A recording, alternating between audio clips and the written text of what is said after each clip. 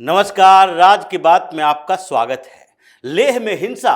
कोई 10 दिन, 5 दिन या स्वतः स्फूर्त या 1-2 घंटे का काम नहीं था। ये 4 महीने से चल रही साजिश का एक हिस्सा था, जिसमें सोनम वांगचुक एक कड़ी था और कई और लोग, बड़े नेता, कांग्रेस और आम आदमी पार्टी इसमें शामिल दिखाई पड़ रही है। सोनम वांगचुक की फाइल खुली, कुंडली खुली। गिरफ्तारी के बाद लद्दाख से उसे जोधपुर शिफ्ट किया गया और रात भर में कुछ ऐसे राज खुले जिसके बाद पता चल रहा है कि ये कोई छोटी मोटी साजिश नहीं थी। और ये साजिश कोई ऐसी नहीं थी कि 10 दिन में बैठकर एक प्लान बनाया गया और उसके बाद प्रोटेस्ट किया गया और प्रोटेस्ट में हिंसा भड़क गई, बल्कि ये 4 महीनों से चल रही थी, जिसमें डेमोग्राफी चेंज की बात करने वाले, मांग करने वाली संस्थानें, जो मुस्लिम बहुल कश्मीर से आजादी की मांग कर रहे थे, जो लेह के अंदर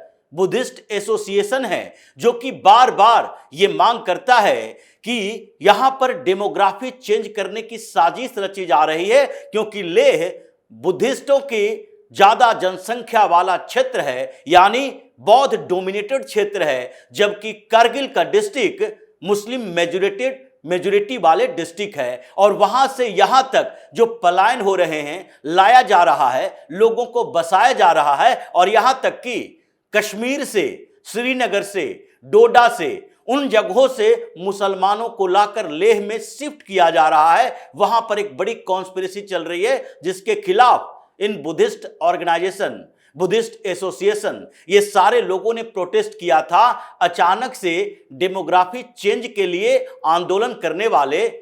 यूटी से स्टेट बनाने के लिए आंदोलन कैसे करने लगे, और अचानक से ऐसा नहीं हुआ कि ये सारे डेमोग्राफी चेंज करने की मांग करने वाले और जो लोग मुसलमानों से लड़ रहे थे वो सेकुलर माइंडसेट के हो गए और बुद्धिस्ट एसोसिएशन भी सेकुलर होने लगा। वहां जो अपेक्स बॉडी लेह बना हुआ है, जो लेह में बौद्धों की समस्या को लेकर बनाया गया था और उसे कहा गया कि लेह की समस्या को केंद्रित किया जाएगा, उन संस्थानों में कैसे अचानक से ये अंजुमन ए मुसलमीन आकर उसका हिस्सा बनने लगा, उसमें कांग्रेस शामिल हो गया और ये जो अपेक्स बॉडी ऑफ लेह है उसी का एक मेंबर सोनम वांगचुक को भी बनाया गया। और आम आदमी पार्टी, जो कि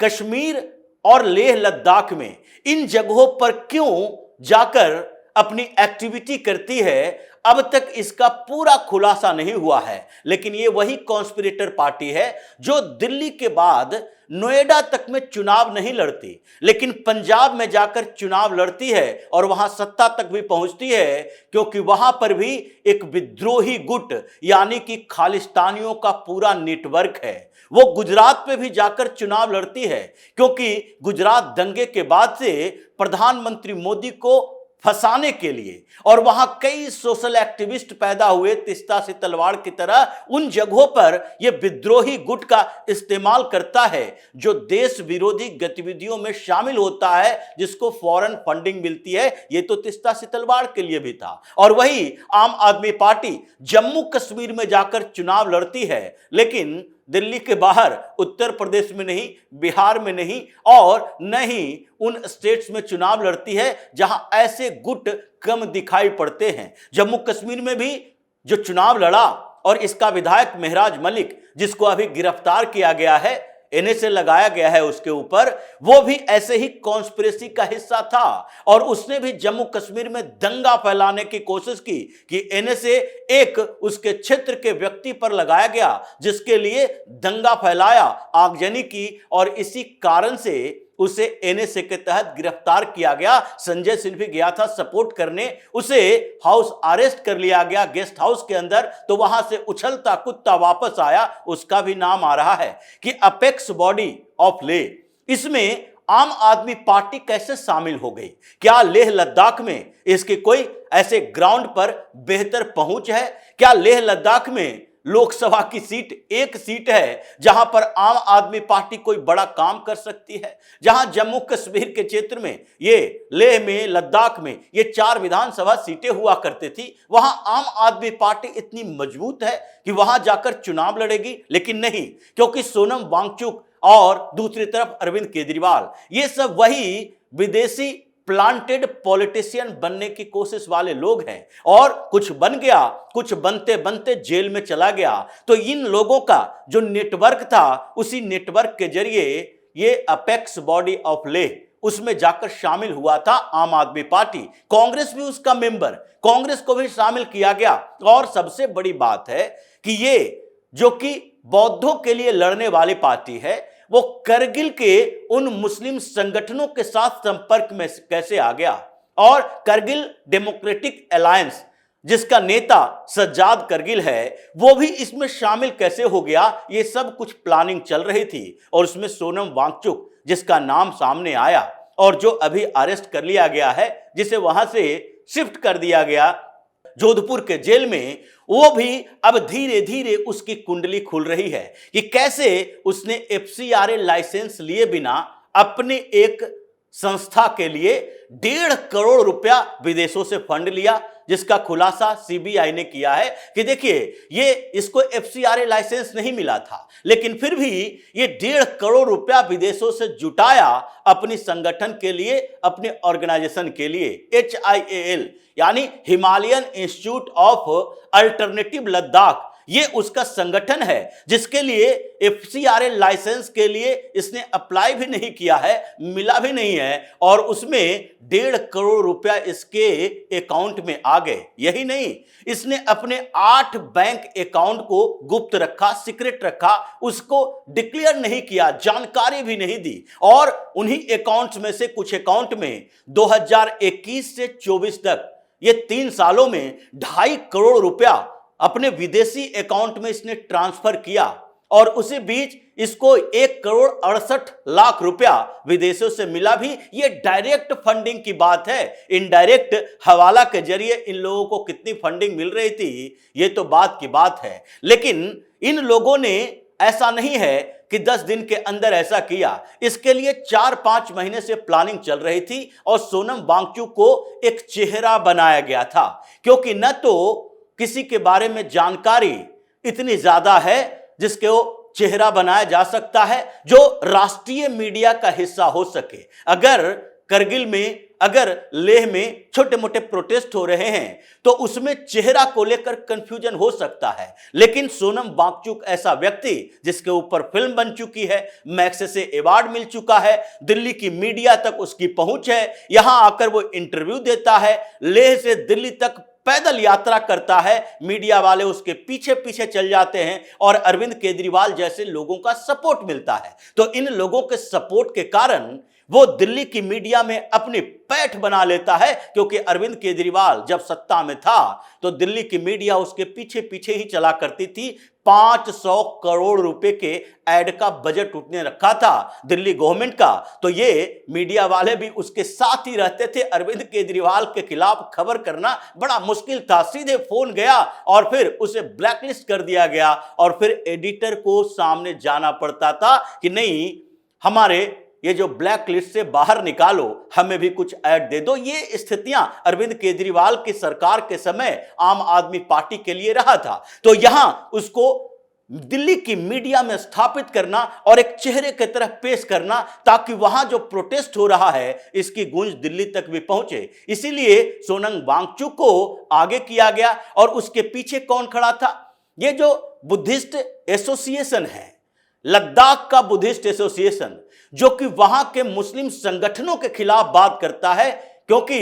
ये करगिल में 46% मुसलमान हैं और पूरी तरह से उसने बौद्धों को वहां से भगाने की प्लानिंग कर रखी है। वो उसके खिलाफ लड़ रहे हैं और सब साथ आ गया। ये कॉन्स्पिरेसी कहां से चली? जैसे ही apex body of Ladakh Leh, उसमें कांग्रेस को शामिल किया गया, उसमें सेकुलरिज्म का कीड़ा समाहित होने लगा, और कांग्रेस के कुछ काउंसलर जो कि मुस्लिम हैं, उन लोगों को दिल्ली से आदेश मिला, ये राहुल गांधी का जो हर जगह पर ये संविधान की किताब लेकर चलते हैं, कैसे संविधान की हत्या की जाती है, ये पूरी प्लानिंग इन लोगों ने बैठकर बनाई। और वहां पर कहा गया कि केवल बौद्धों का संगठन नहीं होना चाहिए, केवल इसमें लेह के लोग नहीं होने चाहिए, बल्कि करगिल के भी होने चाहिए, और वहां के जो संगठन हैं मुस्लिम संगठन, उसको भी इसमें शामिल किया जाए, ताकि अगर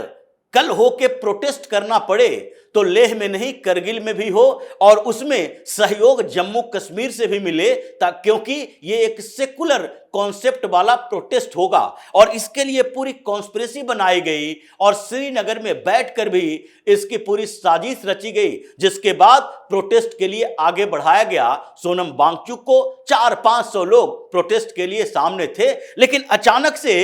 एक दिन ऐसी स्थिति पैदा करने की कोशिश की गई, जिसके लिए कश्मीर से भी कुछ लोग बुलाए गए,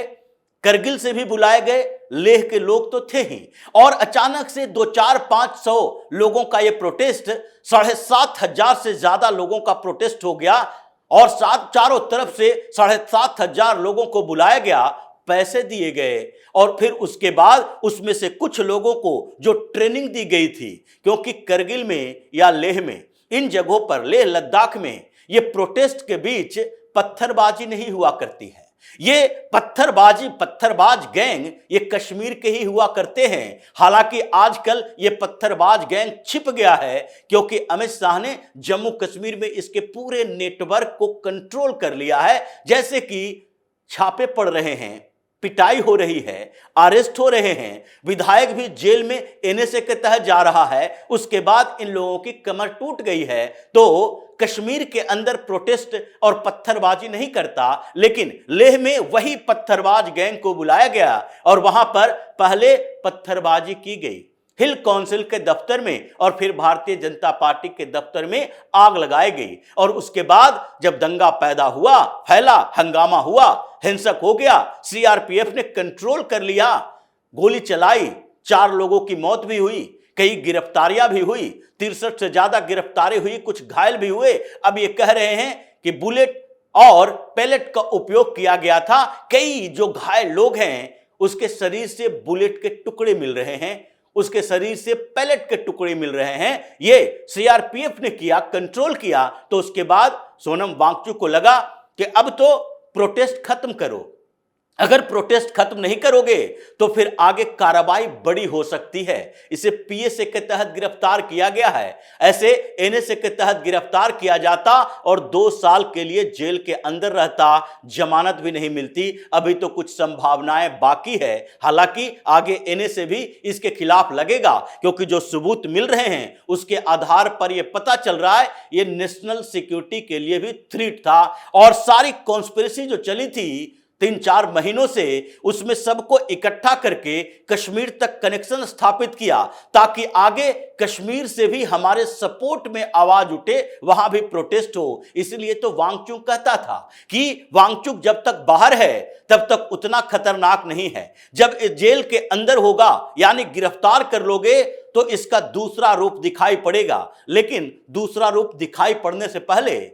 करगिल के अंदर, लेह के अंदर ऐसी स्थितियां पैदा कर दी गई, सुरक्षा बलों ने ऐसे अलर्ट जारी कर दिया, और वहां चप्पे चप्पे पर सेंट्रल फोर्स और आर्मी के जवान हैं, कर्फ्यू लगा दिया गया है, इंटरनेट बैन है, कि इन लोगों की सारी साजिश फेल हो गई। लेकिन साजिश तो थी, और साजिश बड़ी थी, जम्मू कश्मीर से लेह करगिल तक जलाने की। इसके सारे एजेंडे पर पानी तब फिर गया जबकि आर्मी और पारामिलिट्री फोर्सेस को पूरी तरह से आदेश दे दिया गया, और उपराज्यपाल ने अपने कंट्रोल में लिया, और साथ ही अमित शाह का आदेश आया। अगर वहां राज्य होता, पूर्ण राज्य का दर्जा होता, अगर कश्मीर में ये उमर अब्दुल्ला की सरकार पूरे कंट्रोल में होती तो स्थितियां और खराब हो सकती थी। इसलिए इन लोगों की मांग तो अब पीछे रह गई, अब एक्शन हो रहा है, और इन ताबड़तोड़ एक्शन में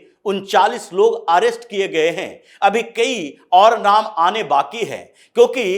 ये जो अपेक्स बॉडी ऑफ लेह है, उसी के लोगों का कहना है कि कांग्रेस के ऊपर